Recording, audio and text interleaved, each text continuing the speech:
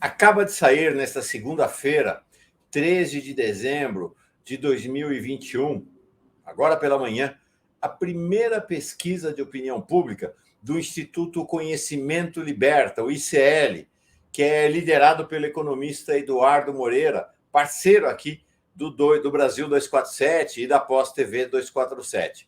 A pesquisa, cujo nome é Conjuntura Política e Corrupção Financeira, ouviu presencialmente 2.685 pessoas entre 10 e 26 de novembro. O trabalho foi coordenado por outro parceiro aqui do 247, o sociólogo Gessé de Souza, ex-presidente do Instituto de Pesquisa Econômica Aplicada, o IPEA.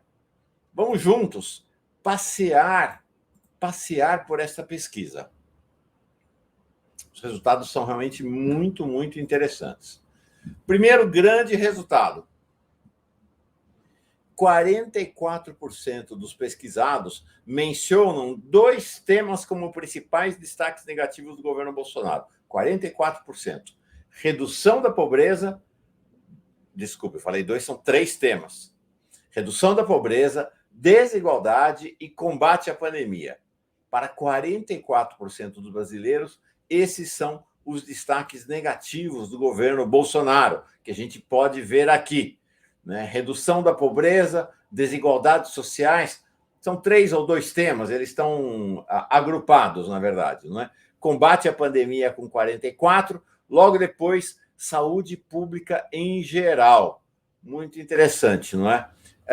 Nesse tema de redução da pobreza e desigualdade social, os evangélicos, protestantes, ou os evangélicos neopentecostais, para 36% deles, a questão da redução da pobreza e desigualdade social é um destaque negativo. Então, abaixo da média da população brasileira. Para quem tem entre 18 e 24 anos, os jovens, portanto, isso é um destaque negativo para 51% deles. Nesse caso, então, acima da média brasileira. Aqui estão quatro grandes números da pesquisa. Para 69%, o governo Bolsonaro favoreceu os grandes empresários. Para 68%, os banqueiros. Portanto, é um governo dos grandes empresários e dos banqueiros. Para 51%, quem foi mais desfavorecido pelo governo Bolsonaro foram os trabalhadores. Para 48%, a população em geral. Daqui, a avaliação do governo Bolsonaro, segundo favorecimento aos grandes grupos. A gente vê aqui, então, aqui trabalhadores, 38% desfavoreceu muito, 13% desfavoreceu um pouco. Na outra ponta está aqui. Grandes empresários, para 42%. Para 42%, tanto grandes empresários como banqueiros foram muito favorecidos. Para 22%, os grandes empresários foram um pouco favorecidos. Para 20%, os banqueiros. Vale a pena olhar esse quadro aqui, ó. Pessoas na extrema pobreza. Para 38%, foram grandes desfavorecidos pelo governo Bolsonaro. Para 9%, foram um pouco desfavorecidos. E aí a população em geral, o número, como dá para ver, é similar. Percepção sobre a crise econômica no Brasil. Para 86% do povo brasileiro, há crise econômica no país. Esse número fica ainda maior quando se olha para as mulheres, 90%. Para 10% não há crise. Quando se examina a porção de evangélicos, protestantes e neopentecostais, esse número sobe para 14%. 9 em cada 10 brasileiros acreditam que a população mais pobre foi quem mais saiu perdendo com a crise econômica. Em contrapartida, 63% acreditam que as pessoas mais ricas e os políticos foram os que mais ganharam com a crise. 52% acreditam que aqueles que mantêm o dinheiro fora do país, as tais offshore, também foram os que mais saíram ganhando com a crise. Impactos da crise em diferentes atores. Então, a gente vê aqui, então, é diferente do favorecimento ou desfavorecimento do governo como um todo. Aqui se fala da crise econômica. Então, para 90%, quem foi mais... Entre quem afirma que há crise, claro, dos que afirmam que há crise econômica, para 90%, a população mais pobre é a mais desfavorecida, e na outra ponta, políticos e pessoas mais ricas são os menos atingidos pela crise. No caso dos homens, 67% consideram que os mais ricos não foram atingidos pela crise. Na verdade, ganharam com a crise. Na classe AB, a mesma visão, 67%.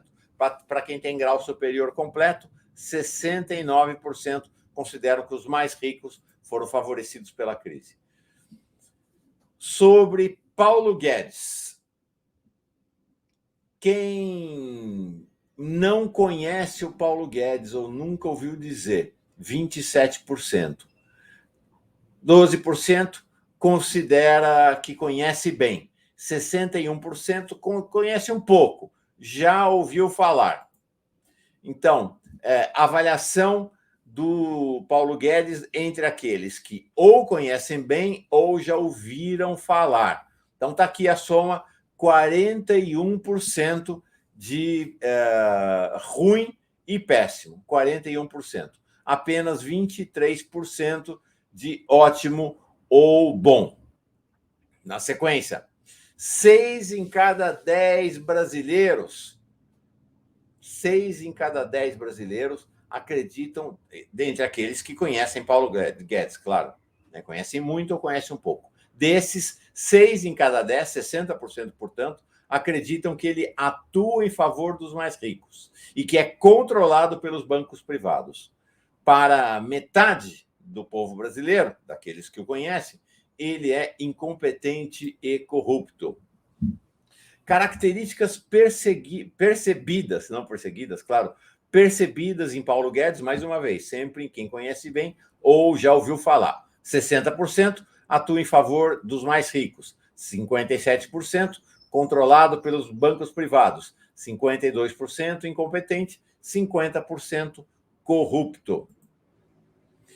Conhecimento do caso Pandora Papers, esse caso das offshores. 41% diz que conhece um pouco, já ouviu falar.